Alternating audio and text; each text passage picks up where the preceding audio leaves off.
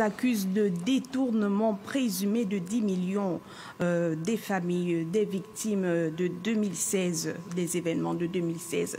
Qu'avez-vous à dire concernant ces accusations? Il faut préciser que cette dame, qui est totalement inconnue du public, je ne la connais pas. Georges Paga a été le principal conducteur des enquêtes et investigations post-électorales de 2016. J'étais au cœur de toute la stratégie de la société civile visant à faire la lumière sur les victimes de 2016. C'est Georges Mpaga qui a mené les plaidoyers et les investigations au niveau national et international. C'est moi qui ai procédé, qui ai conduit les équipes d'enquêteurs de la société en tant qu'expert de droits de l'homme.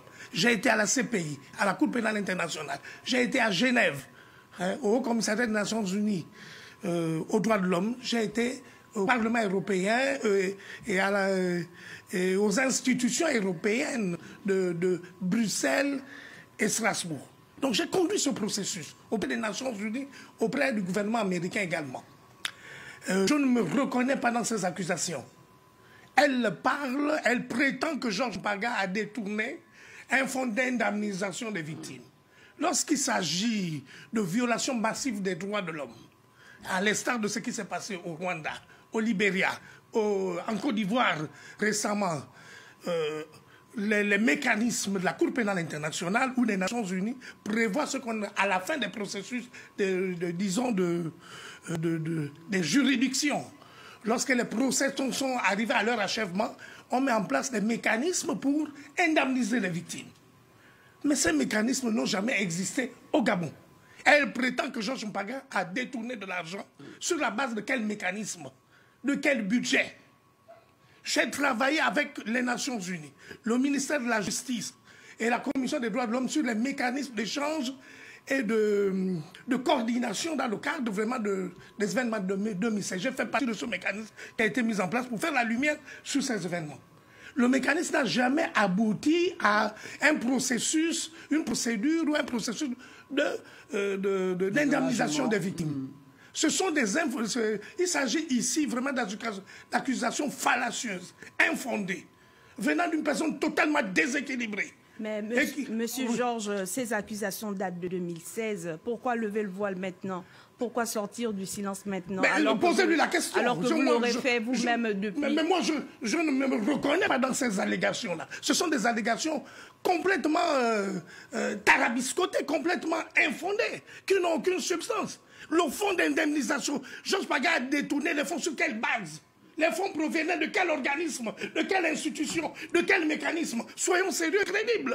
La presse, si elle veut être crédible, ne peut pas diffuser de telles informations totalement farfelues, totalement infondées. Cette dame-là, je ne la connais pas. Je ne la connais pas. Georges Paga... Elle accuse, elle prétend que j'ai reçu 10 millions par famille. Par famille, très bien. Alors, quelle sorte la liste des personnes... Georges Paga, permettez. Oui. Alors, vous dites avoir été au centre des démarches des victimes de 2016. Oui. Avez-vous été vous-même une victime de 2016? J'ai été une victime de 2016. Au quartier général de Jamping, j'ai été victime. Quand le quartier a été bombardé, vous pouvez prendre pour témoin.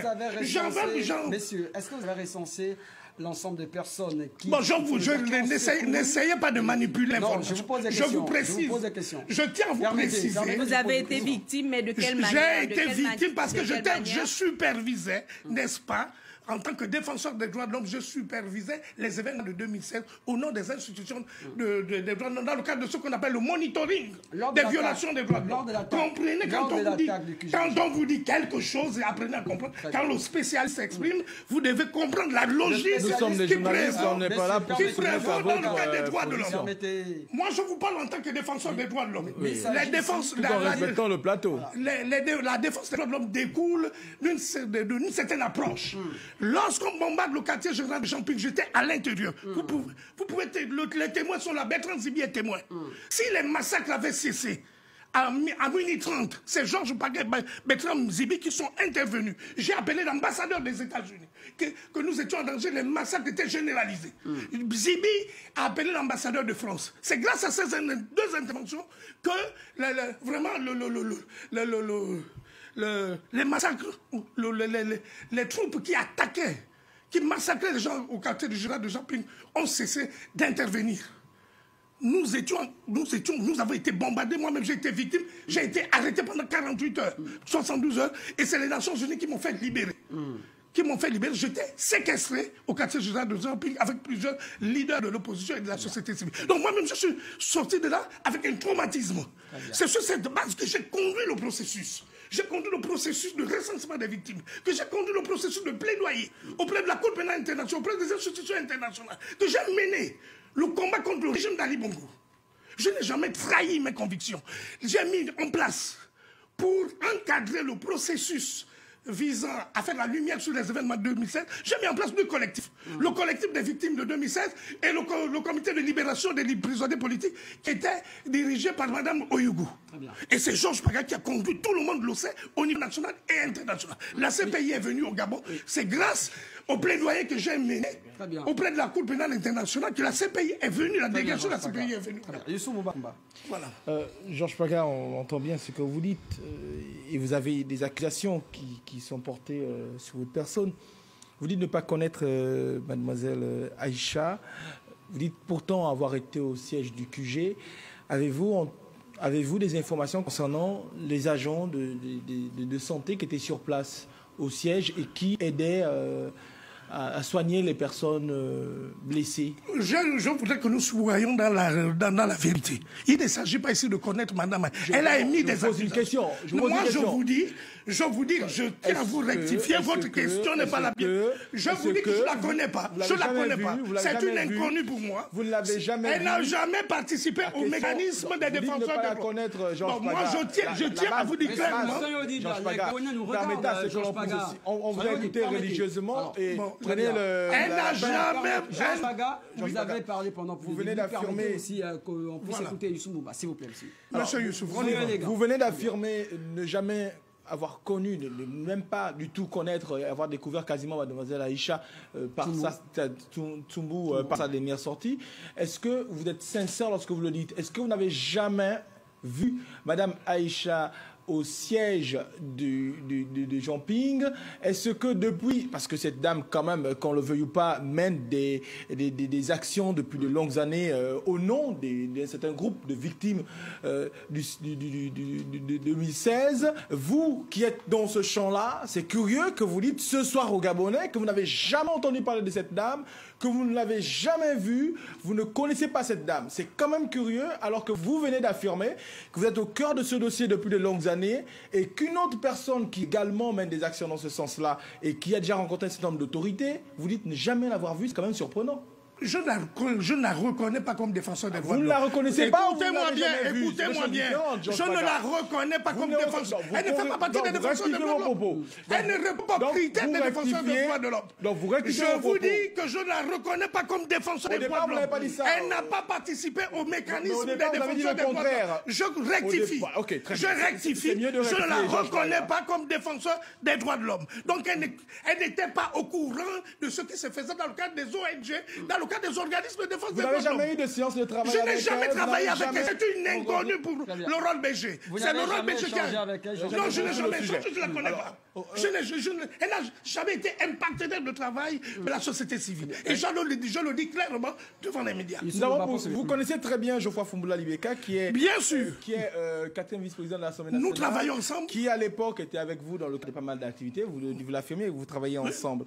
Pourtant, Geoffroy Fumboula Libeka récemment participé à l'inauguration du siège même du collectif dont cette jeune dame est l'une des responsables. Comment vous expliquez que la société civile n'a jamais travaillé avec elle et que, elle n'est pas connue dans le cadre de ces actions-là, alors qu'un de vos plus grands proches... Vous tentez... Je comprends. Vous êtes en train de détourner le débat. Le débat, c'est celui sur le détournement de fonds. Soyons dans l'orthodoxie du débat. Le débat est celui-là. J'ai détourné les fonds. Sur la base de quel mécanisme?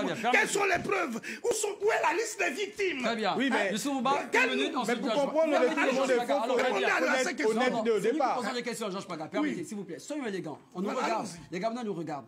Allez-y, une Voilà, minute. donc en une minute déjà, il y a Georges la Paga. transparence aussi, la cohérence. Or, dans vos propos, il y a déjà un problème de cohérence. Georges Paga. Non, S'il il y a vous un problème de plaît, Georges cohérence. Paga, s'il vous plaît. Maintenant, vous On vous a attaquez. rien diffusé Vous n'êtes pas pour le crédible. moment. Maintenant, vous nous Georges Paga, attaquez. On s'il Vous vous plaît. discutez Permettez une vous minute. diffusez des informations infondées. Paga, Vous ne allez maîtrisez avoir pas votre les contrôle. mécanismes d'indemnisation des Gardez votre victimes. contrôle, Georges Paga. Attendez. Gardez votre contrôle. Georges Paga, Voilà. s'il vous plaît.